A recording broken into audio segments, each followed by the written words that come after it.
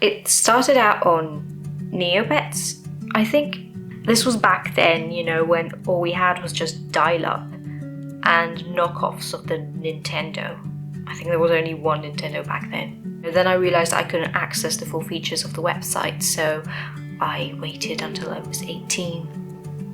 Just kidding. I immediately made a new account that said that I was 50, which is why I can never access the accounts again, because I cannot remember the fake date of birth that I put on there. That was when the forums opened up for me. And it was this whole new place where I found a community of people sharing ideas, tips, tricks. It's also how I learned HTML, because I desperately wanted to change my signature to a bright orange. I should have probably learned more about the imaginary stock market while I was there, but no, I was really focused on getting my signature to be bright orange. After discovering that one forum, I thought, hey, maybe there are other forums. And this was around the time as well where we got, regular internet. Well, kind of regular. There were other forums where I suddenly realized that, I, the kid who seemed to not have a lot of friends at school and was spaced out half the time, could find people who liked the same things that I did.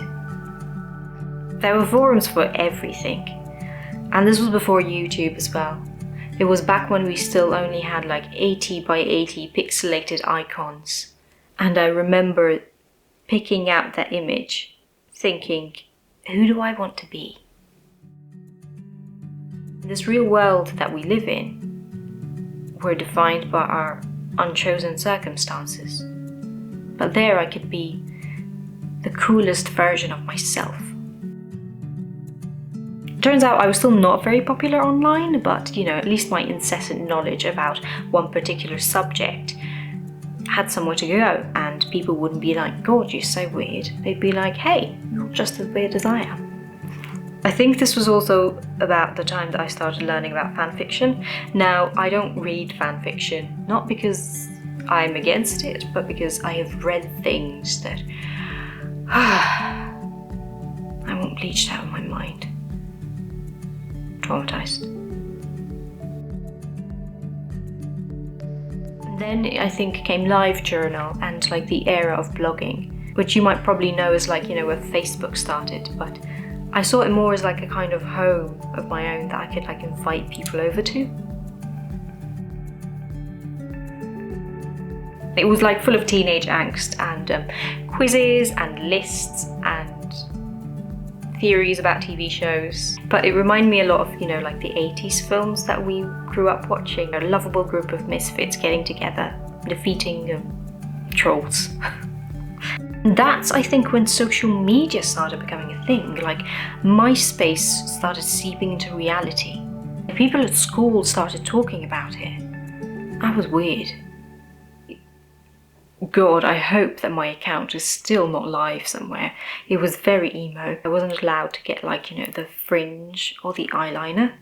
So I expressed myself through, dark edits of just me looking out the window like this. I thought I was so deep. From MySpace, I think celebrity culture moved online. You started having, gossip sites and fan sites, and suddenly it wasn't this weird computer thing. It was everywhere. It was on TV. There were still good times those days. I remember when Lord of the Rings brought all the nerds to the yard. And there are specific moments in my life that I remember by the particular pop culture internet moments. Oh, yes, that was when Figwit was a thing. So I guess that's what being a fan meant to me. It was about finding, people who liked the same things that I did and feeling a bit welcome. The internet is now a mess. But I will never forget, the good times.